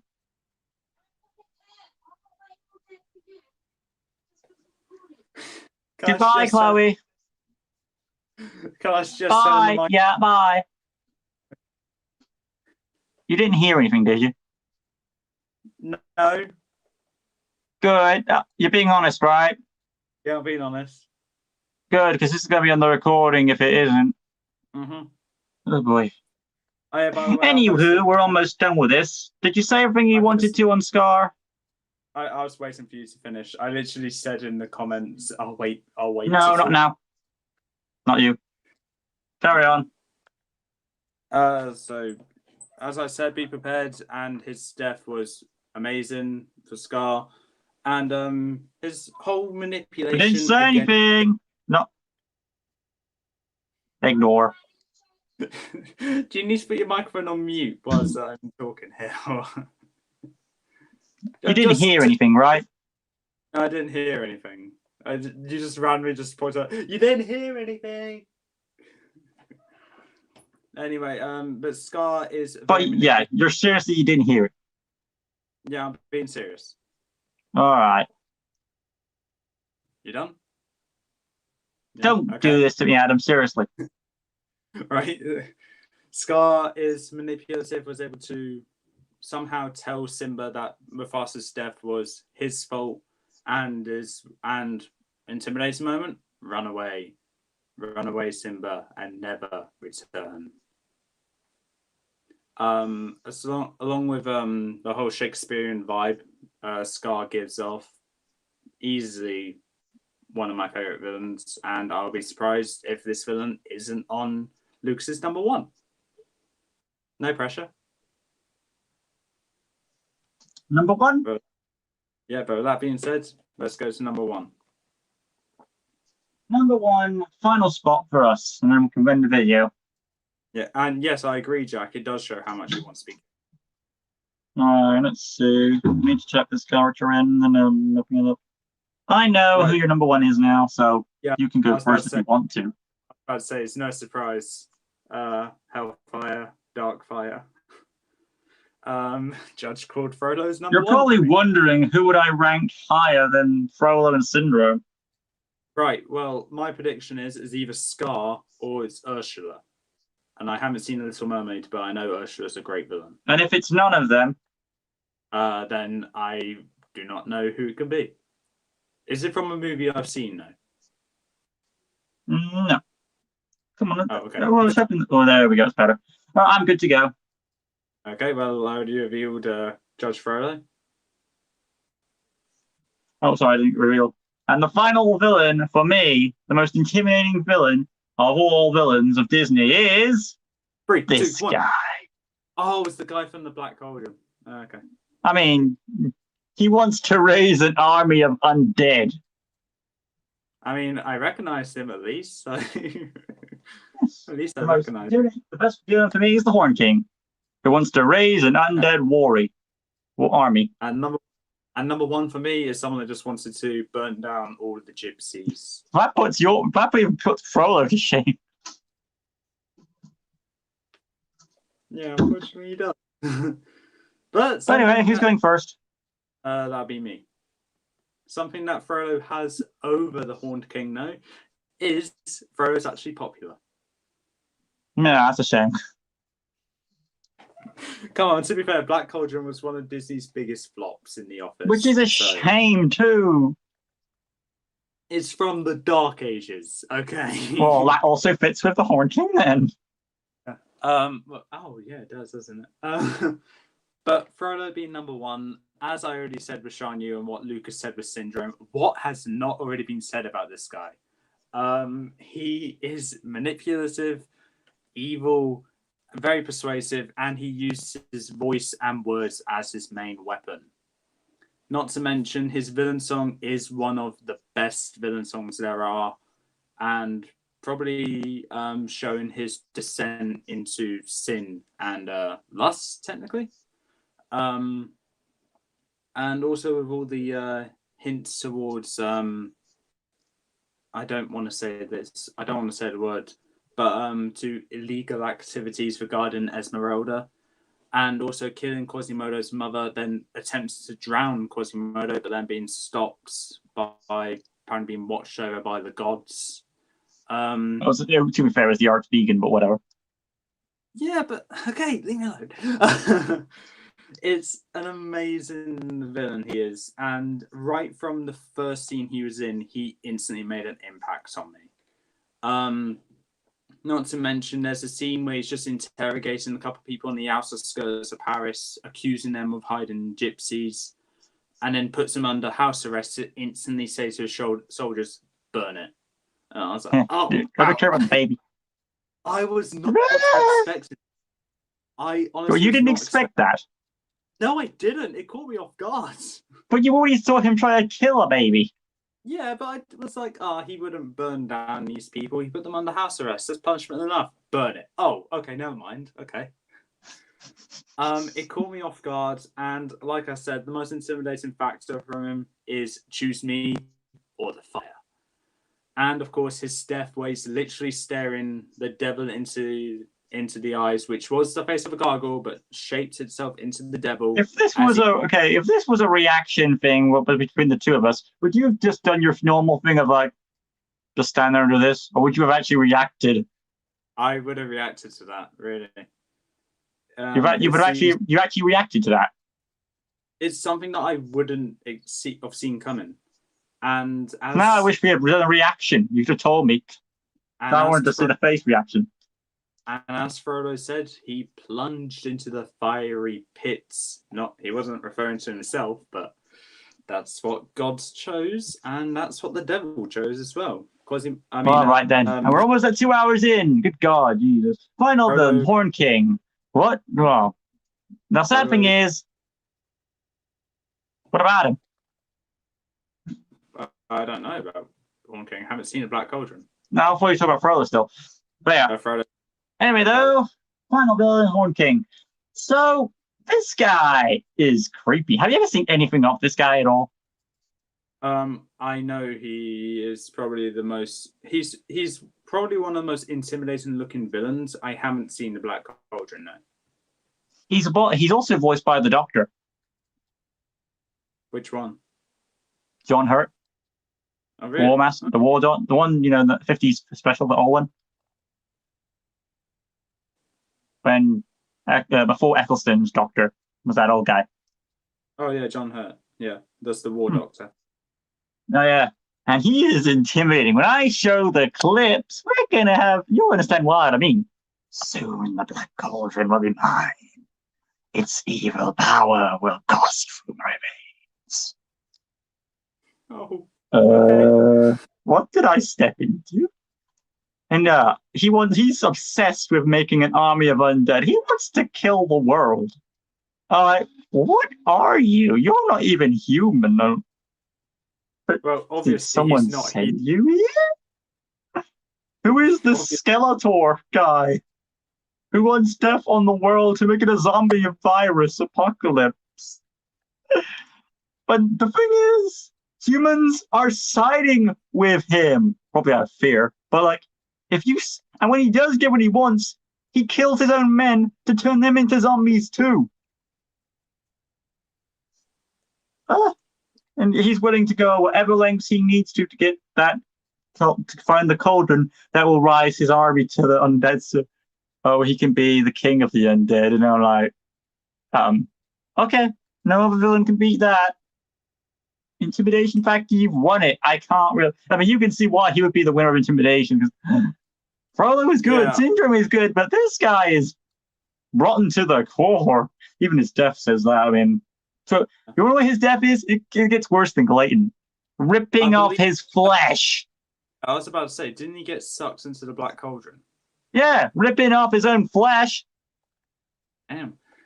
To be fair, when I saw Sin at number 2, I was like, damn, number 1 must be very damn good. You may need to watch the Black Cauldron now. Well, first of all, I need to go through, what was it? There was Maleficent, Sleeping Beauty to watch. Oh, Sylvester's a bit biased, but he has pet dragons that look like Furno/Wardock, so... Wardock's not a dragon, though. He's a wyvern. Well, yeah, but he calls them griffins, even though they're wyverns or whatever. Okay. Now, to be fair, I'm not going to go into detail about wyvern, but still, that's what I've got to say my villain. So that was our ranking of the Disney villains, the top 10. How was this video for you, Adam? Well, apart from long it was. Apart from the technical difficulties, this was, I believe, our second longest live stream that we did together. The first one is the ranking the specials, and the shortest one is the top 20 books. My only hope is that when you were talking about Scar or something, is that vacuum didn't get cut over your audio? Yeah, I had to do a couple of repeatings. I didn't hear the vacuum at all on the video. Well, not long anyway. But after I did start hearing it, I was like, okay, I'll just wait. So. Oh boy, so hopefully I'll get that audio raised. Comments in the chat? The comments? Yeah, Jack just responded something to add on to Frodo. Or as you said, Adam, a gargoyle, but not a gargoyle. It's a gargoyle, but morphed its head into the shape of the devil. That's what Disney sees the devil as, clearly. It's a perfect fit. It's a perfect end to Frodo. That's all I can say about that. It is. But that being said, let's wrap it up. Yeah, well, thank you for watching, guys. Hopefully, you guys stuck in tune for this 2-hour-long video, which I wasn't expecting this video to be 2 hours long. I mean, Adam? Well, neither did I. But that's how it is for us. That's how it turns out. I will be trying to edit the video to add the clips and stuff in there, so obviously expect that. I'll upload it to my channel first, see if it goes well. If it does, then I'll re-upload it to the... There's number you one on both channels, don't you? Oh, yeah. Damn! Yeah! Thank you, Adam. Thank you so much. And don't forget, guys, if you haven't already, smash that like button, subscribe to Adam's channel, and especially Adam Fearns Archive channel, because I know he's already got subs on the Adam Fearns channel, but I think right now you would like more you want subs on the Archive channel more because you wanted to get equal, right? Yeah, will be nice. Well, yeah, that'd be all from me, from Adam. Speaking of videos you can expect from us, obviously customs from me. Well, I'm not sure when, but they will show up. Adam, what you got for your channel? Battle of the Beast Round 2, and I don't know if Lucas is willing to do a collaboration for it, but it will be a top 10 Disney villain songs or top 10 Disney songs in general. that I'll be doing. Yeah, we were discussing through this about what future top 10s we'd be doing, so hopefully we'll get to that. Hopefully you can expect those some point in the future. And I'm hoping to do to watch movies with Adam, not on commentaries obviously because he quitted that, but still I'd rather watch them because like if he reacted to Hunchback and Get Down, I'm waiting to see those reactions. That's what I'm looking for. If I don't get them, it's a shame, but whatever. Call me out like I'm that. still ticked off at you, Adam, that you didn't tell me we could have done a reaction for that on Hunchback. Shame on you. Well, I didn't expect to do reactions. I thought I was just like straight through the entire thing. Then Frollo came in, and I was like, "Oh wow, okay." Never mind. Maybe you should have paused it, Lucas. Can you watch this with me? Lucas, watch this with me. I'm scared. I mean, you didn't need me to protect. Okay, we're talking. I'm gonna call you back after the stream because it's 2 hours long. Right, thank you guys for watching. Hope you guys enjoyed it. And that'll be it from me and Adam. That being said, peace out.